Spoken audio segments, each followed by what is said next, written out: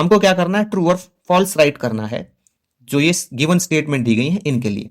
तो पहले पार्ट में बोला गया है अगर दो एंगल्स एक्यूट हैं तो उनका जो मेजरमेंट है वो होना चाहिए इक्वल।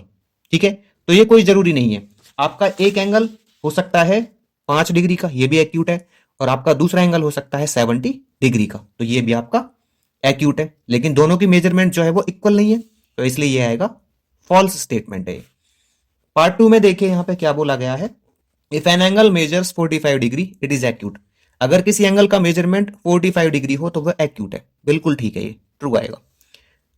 थर्ड पार्ट में बोला गया है कि अगर एक एंगल एक्यूट है और दूसरा ऑब्ट्यूज है, ठीक है, तो जो मेजर रहेगा ना सेकंड एंगल का वो लार्जर रहेगा फर्स्ट से।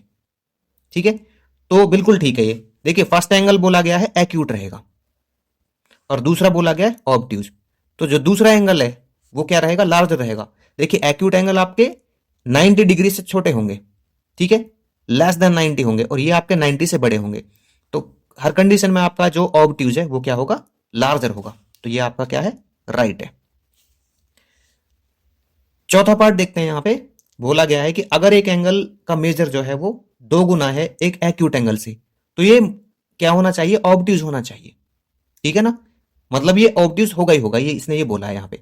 अगर एक एंगल क्या है ट्वाइस कर देते हैं एक एक्यूट एंगल का, तो वो ऑब्ट्यूज ही होगा, इसने ये बोला है यहाँ पे। ऐसा नहीं है, मान लीजिए मैं 10 डिग्री लेता हूं एक एंगल, तो ये एक्यूट है, तो इसका जो डबल है वो क्या होगा, 20 डिग्री, तो ये यहां पे एक्यूट है ना कि ऑब्ट्यूज।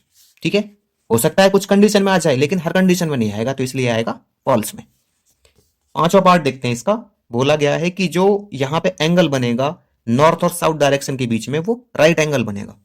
तो ये डायरेक्शन देख लेते हैं हम यहाँ पे, देखिए नॉर्थ और साउथ के बीच में, तो नॉर्थ और साउथ के बीच में आपका कैसा है, यहाँ पे पूरा एक स्ट्रेट लाइन है, तो ये बनेगा आपका स्ट्रेट एंगल, तो ये भी आपका फॉल्स में आएगा, राइट एंगल नहीं बनेगा।